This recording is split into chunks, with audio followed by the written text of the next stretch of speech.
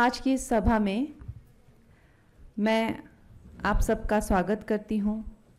हमारे जितने भी आदरणीय अतिथि हैं जो स्टेज पर विराजमान हैं, राजमाता अंबिका जी, डॉक्टर किरण बेदी जी, डॉक्टर डोले शिवा जी, डॉक्टर अश्विनी जी, निखत परवीन जी और प्रोफेसर जसीम मोहम्मद जी। सबसे पहले मैं प्रोफेसर जसीम मोहम्मद जी और इस इंस्टीट्यूशन का, Narendra Modi studies and research and studies जो इंस्टीट्यूशन है, इसका बहुत आभार व्यक्त करना चाहूँगी कि इन्होंने इस महत्वपूर्ण दिन को, जो हमारे परम पूजनीय, जहाँ हमने श्रद्धांजलि भी दी, आज माता हीराबेन मोदी जी की जो जयंती है, उनका जन्म दिवस है, तो इसको मनाने के लिए इन्होंने ये प्रोग्राम रखा, ये सभा रखी। ये बहुत ही थॉटफुल है। हम अक्सर क्या करते हैं कि ये होता है कि जब भी एक बहुत बड़ा विशाल व्यक्तित्व, और ख़ासकर हमारे प्रधानमंत्री जी जो हैं, सही मायने में सूरज की तरह जब वो चमकते हैं तो बाकी सब की रोशनी जो है वो फीकी हो जाती है। लेकिन ये बात सही है कि हीराबेन मोदी जी को हम नरेंद्र मोदी जी की माता के रूप में जानते हैं। और हमारा जब जो कल्चर है, हमारी जो संस्कृति है, हमारा जो सनातन की जो परंपरा है, उसमें इस तरह के जो महापुरुष होते हैं जिनको ये दायित्व है कि एक पूरे समाज को जो है उन्हें उठाकर आज उन्होंने जिस मुकाम पे लाया है और लाए रहे हैं और लाए जा रहे हैं, तो इसमें कोई दो राय नहीं है कि वो हमारे लिए देवतुल्य हो जाते हैं। और उनकी माता का भी एक विशेष स्थान है हमारे समाज में। हमारे लिए वो देवी तुल्य हैं, पूजनीय हैं।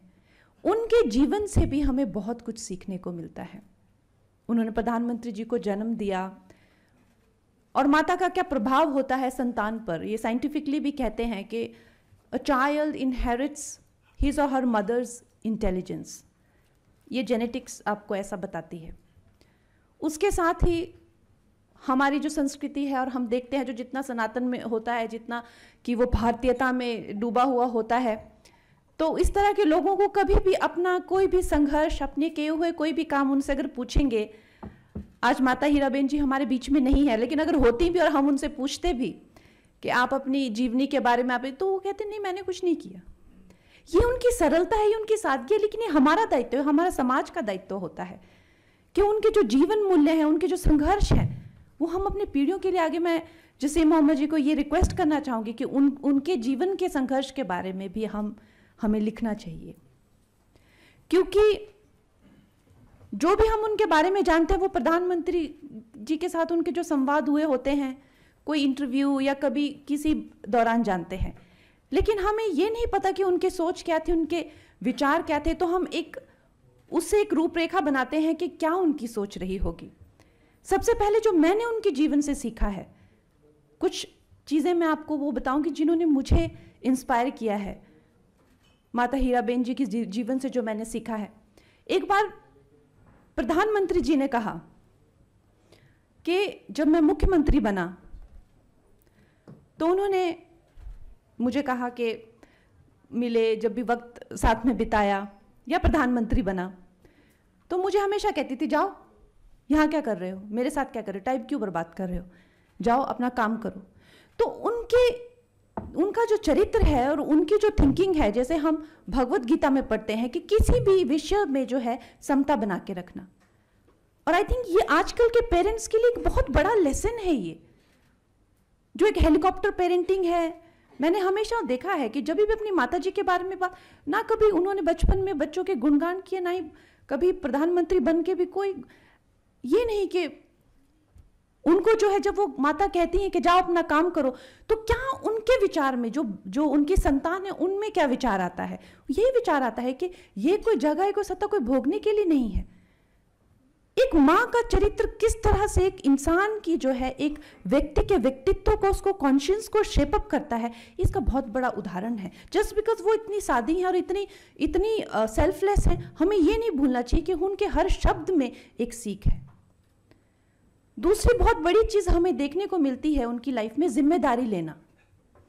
आजकल की जो हमारी जनरेशन है, उसके हम लोग भी हैं, हम खुद को भी इंक्लूड कर रहे हैं। हर चीज़ हम इंस्टाग्राम पे डालते हैं, हमने ये किया, देखो हमने ये किया, खुद के लिए भी कुछ करते हैं, अवार्ड भी तो भी हम चाहते हैं कि नहीं 4 लोग देख के हमें अप्रिशिएट करें। अपने लिए भी अपना घर भी साफ करते हैं, उसको भी दिखाते हैं, देखो हमने आज अपना घर साफ किया। और जब तक अपना घर, अपना खाना भी बनाते हैं तब भी दिखाते हैं। अगर 500 लाइक ना आए तो दिल भी दुख हो जाता है कि आज लोगों ने हमने खाना खुद के लिए बनाया, खुद खाया, लेकिन लोगों ने लाइक नहीं किया। लेकिन देखिए कि एक बेटी जिसका बहुत ही टीन एज में या कुछ ऐसी एज में माता बनती है, और आजकल कहते हैं कि उसके साथ में डिप्रेशन फ्री आता है, कि आजकल की जनरेशन जो बच्चा पैदा करने के बाद में उसके साथ में डिप्रेशन फ्री है।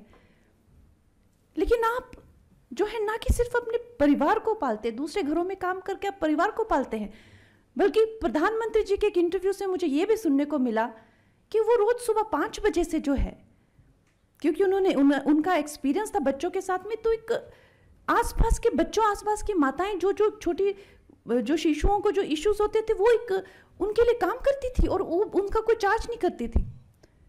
तो ये भाव कि हमें समाज से लेना नहीं है, हमें समाज को देना है, उनके हर एक कर्म में ये भाव था, तो जो कि प्रधानमंत्री जी ने उनसे इनहेरिट किया। उनका जीवन जो है हमें बहुत सीख देता है। जब उनके अंतिम क्षण भी थे तो प्रधानमंत्री जी कहते हैं कि उन्होंने जाते हुए जो मुझे शब्द उन्होंने अपने जो दिए वो ये थे कि जीवन जियो शुद्धि से पर काम करो बुद्धि से। आप सोच सकते हैं जिस महिला ने कभी किताब नहीं पकड़ी होगी, कभी पेन नहीं देखा होगा, पकड़ा होगा, 100 साल से ऊपर की जिनकी आयु, और इस तरह की दीर्घायु होना, इतने संघर्ष, इतने बच्चों के दीर्घायु होना, और मन से जो उनके विचार इतने उच्च होना, ये कोई मामूली बात नहीं है। तो कहीं ना कहीं हमें उनका जीवन जो है ये चीज सिखाता है, हमें ये सिखाता है कि जीवन जीने का असली मतलब यही है कि आप हमेशा, अगर मैं उनके जीवन को एक पंक्ति में अगर बांधना चाहूंगी, और जिससे मुझे बहुत प्रेरणा मिली है कि हम अगर जीवन को भोगने जाएंगे तो जीवन हमें भोग लेगा, लेकिन जीवन का असली मायने यही है कि हमने क्या लिया। आजकल की जनरेशन इसी से तो डिप्रेशन में जाती है। मैं कह रही हूं कि जिनके पास जो है वो अपना घर बार जो है काम करके चला रहे हैं दूसरों के घरों में, वो भी सोचते हैं हमारे पास देने के लिए कितना कुछ है। रोज सुबह वो 4-5 घंटा जो है जन सेवा करते हैं। आज हम लोग की जनरेशन ये सोचती है कि हमें क्या मिला। मैं मिलती हूँ अपने फ्रेंड्स को तो वो कहते हैं कि यार तुम्हारा जब बच्चा हो जाता है तो it's all about the child, it's not about you. और वो सबसे ज्यादा दुखी हैं जिनके मन में प्रश्न आ गया कि हमें क्या मिला। लेकिन माँ हीराबेन जी की जिंदगी से हमें मिलता है कि 100 साल की आयु, इतनी अच्छी दीर्घायु और इतना सौभाग्यपूर्ण जीवन जीने के बाद भी जब उन्होंने अपनी संतान को कहा कि जीवन जियो शुद्धि से मगर काम करो बुद्धि से, तो हमें एक प्रेरणा मिलती है। वो हम सबके लिए एक प्रेरणा का स्रोत है। ऐसे महान व्यक्तित्व, ऐसी माता का मुझे लगता है हम सबको जो है उनके जीवन से सीख लेनी चाहिए। उनका जीवन सिर्फ प्रधानमंत्री नरेंद्र मोदी के जीवन की सीख के लिए नहीं है, और उनके जो जीवन का जो मूल मंत्र है कि हमें पाना नहीं है, हमें जो हम किसको क्या दे सकते हैं हमें वो करना है, वो हमें भी अपना मूल मंत्र बनाना चाहिए। मैं ये चाहूँगी कि उनकी लाइफ पे वो एक जीवनी बना के उनके जो भी थॉट्स रहे, कैसे उन्होंने संघर्ष किया और कैसे उनके बच्चों में ये भावना आई और ये आत्मनिर्भरता की। और उसके बाद प्रधानमंत्री मुख्यमंत्री बनने के बाद उन्होंने कभी ये नहीं कहा कि मुझे ये भोगना है, मुझे ये पहनना है, या मेरे इस बच्चे को ये करो या वो करो।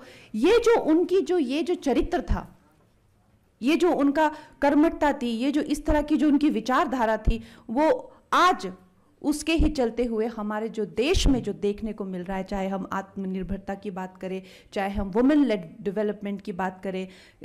किरण बेदी मैम जी ने इतनी जो हमें जो स्किल सेट्स का जो भी आप जिस तरह से उन्होंने बहुत अच्छे से विवरण उसका किया हुआ है। I don't want to take you all through that again, लेकिन उसके साथ में मैं जो ये ज़रूर कहना चाहूँगी कि हमारे जो रिस्पॉन्सिबिलिटी है, it is not only limited to our generation. हमें अपने कॉन्डक्ट से, हमें अपने चरित्र से, हमें अपनी कर्मठता से और अपने जो हम जिस तरह से जीवन शैली जीते हैं, माँ हीराबेन जी ने जिस तरह के एग्जाम्पल सेट किए हैं, वो भारतीयता और वो संस्कार जो है हमें खुद भी लेने हैं और आगे की पीढ़ी को भी देने हैं। बहुत बहुत धन्यवाद। जय हिंद।